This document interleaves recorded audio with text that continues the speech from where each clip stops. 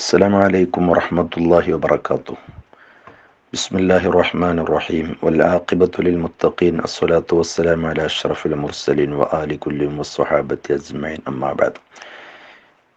പ്രിയപ്പെട്ട കൂട്ടുകാരെ, വിശുദ്ധ റമളാനിലെ ആദ്യത്തെ 10 ദിനങ്ങൾ നമ്മോട് വിട ചോദിക്കുകയാണ്. ഇനി നമ്മളിലേക്ക് കടന്നു വരുന്നത് പരിശുദ്ധ റമളാനിലെ നടുവിലത്തെ 10 ഔസത്തുഹു മഗ്ഫിറ, മഗ്ഫിറത്തിൻ്റെ 10 നമ്മളിലേക്ക് കടന്നു വരുന്നത്. ധാരാളം പാപമോചനങ്ങൾ ചോദിക്കാനും നമ്മുടെ ജീവിതത്തിൽ വന്നുപോയ അപാകതകളെല്ലാം പടച്ചറബിലേക്ക് എണ്ണിപ്പറഞ്ഞ് പാപമോചനങ്ങൾ നടത്തേണ്ടുന്ന വളരെ പ്രധാനപ്പെട്ട 10 ദിനങ്ങളാണ് നമ്മളിലേക്ക് കടന്നു വരുന്നത്.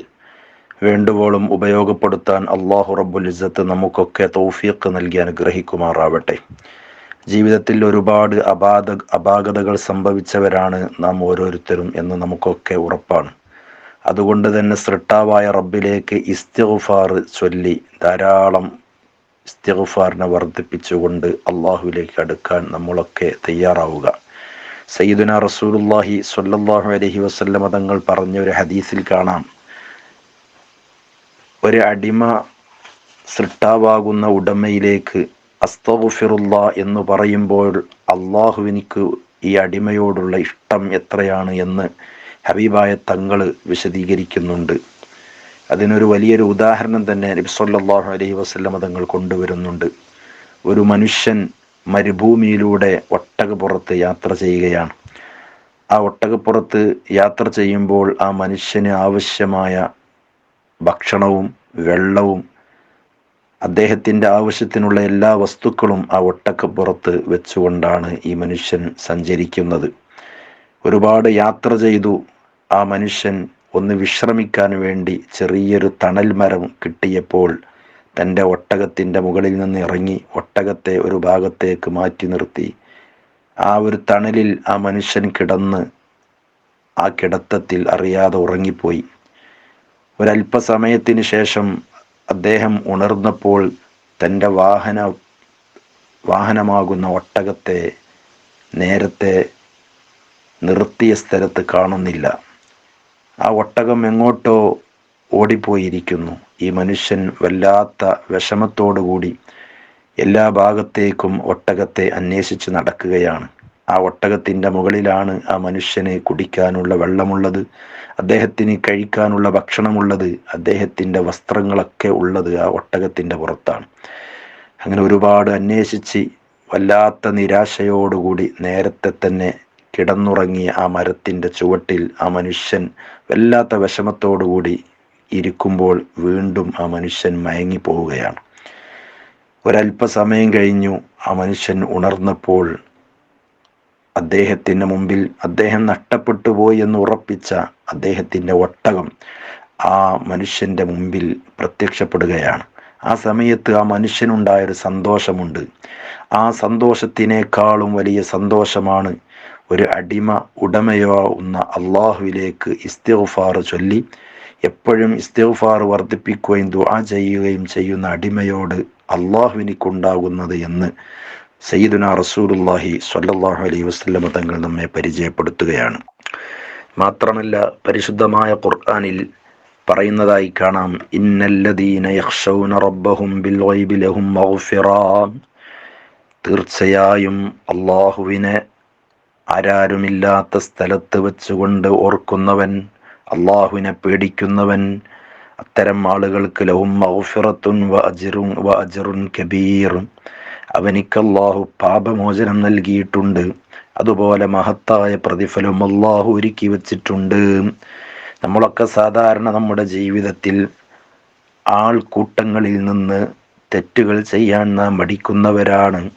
മറ്റുള്ളവരുടെ മുമ്പിൽ തെറ്റുകൾ ചെയ്യാൻ നാം മടിക്കുന്നവരാണെങ്കിൽ പലരും ഒറ്റക്കാവുന്ന സമയത്ത് ഏത് തെറ്റും ചെയ്യാൻ മടിക്കാത്തവരാണ്.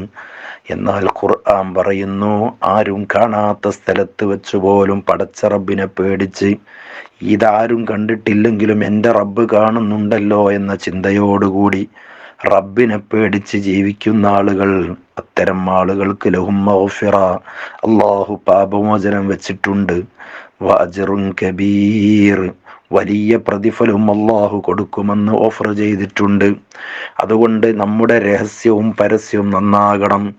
നമ്മുടെ ജീവിതത്തിൽ 11 മാസക്കാലം നാം ചെയ്തു കൂട്ടിയ അരുതായ്മകൾ, നമ്മൾ പറഞ്ഞു കൂട്ടിയ തെറ്റുകൾ, അതുപോലെ ചിന്തിച്ച ഒരുപാട് ഹറാമുകൾ, അതെല്ലാം പടച്ച റബ്ബിലേക്ക് എണ്ണിപ്പറഞ്ഞ് നമ്മുടെ ദോഷങ്ങൾ പൊറുപ്പിക്കാൻ പറ്റിയ സന്ദർഭങ്ങളാണ്, സമയങ്ങളാണ് ഇനി നമ്മുടെ മുന്നിലേക്ക് കടന്നു വരുന്നത്.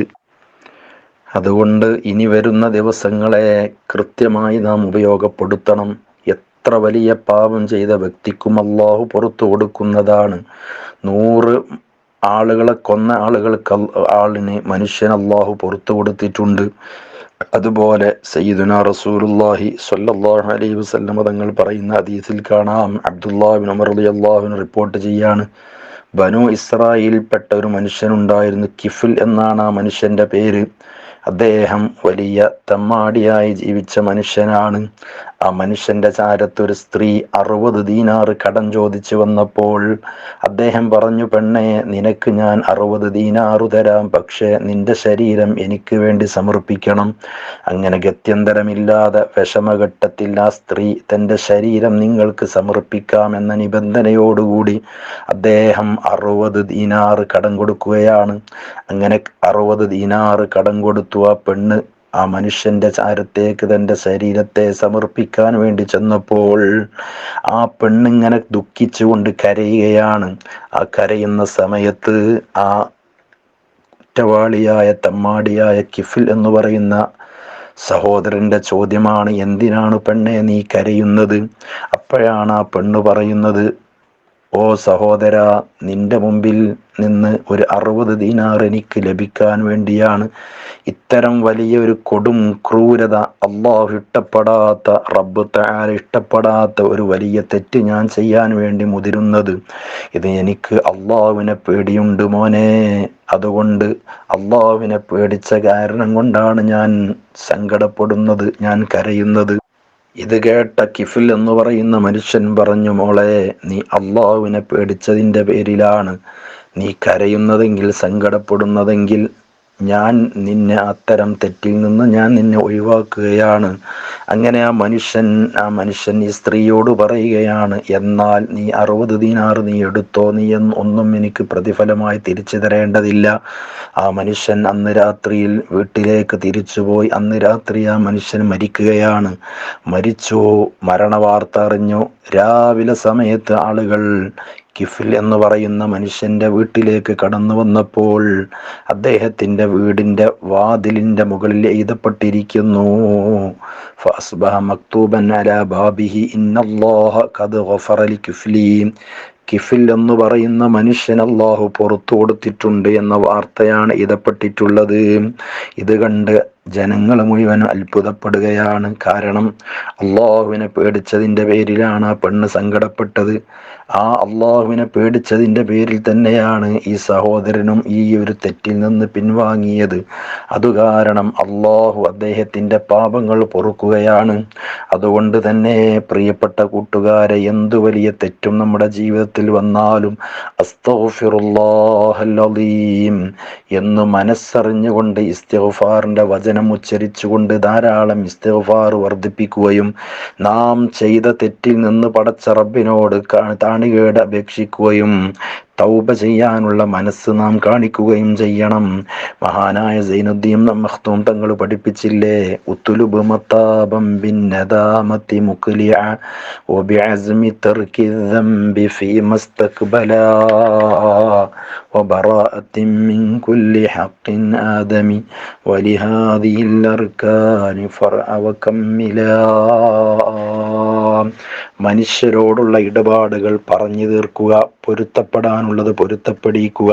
ഇനി ഒരിക്കലും തന്നെ അത്തരം തെറ്റുകളിലേക്കൊന്നും ഞാൻ പോവുകയില്ലെന്ന് ഉറച്ച വിശ്വാസം നമ്മുടെ മനസ്സിലുണ്ടാവുക. അങ്ങനെ സൃഷ്ടാവിനോടുള്ളത് അത് ആ രൂപത്തിൽ അനുവർത്തിക്കുകയും സൃഷ്ടികളോടുള്ളത് അതേ രൂപത്തിൽ പ്രവർത്തിക്കുകയും ചെയ്തിട്ട് നീ ഖാലിസായ ഒരു തൗബ ചെയ്താൽ അള്ളാഹു നിനക്ക് പുറത്തു തരുന്നതാണ്. ആ ഒരർത്ഥത്തിൽ അള്ളാഹുവിലേക്ക് എല്ലാം കരങ്ങൾ ഉയർത്തിയിട്ട് നമ്മൾ പാപമോചനം നടത്തിയാൽ, പാപമോചനം തേടിയാൽ അള്ളാഹു നമുക്കെല്ലാം പുറത്തു തരുന്നതാണ്. അള്ളാഹുവിലേക്ക് നമ്മുടെ പാപങ്ങളൊക്കെ പറഞ്ഞ് തൗബ ചെയ്യാൻ, ഖാലിസായ നസൂഹായ തൗബ ചെയ്യാൻ അള്ളാഹു നമുക്കെല്ലാവർക്കും തൗഫീഖ് നൽകി അനുഗ്രഹിക്കുമാറാവട്ടെ. നമ്മെ എല്ലാവരെയും അള്ളാഹുവിൻ്റെ സുഖലോക സ്വർഗത്തിൽ ഒരുമിച്ച് കൂടാൻ അള്ളാഹു നമുക്ക് തൗഫീഖ് നൽകട്ടെ. ആമീൻ. അസ്സലാമു അലൈക്കും വറഹ്മത്തുള്ളാഹി വബറകാതുഹു.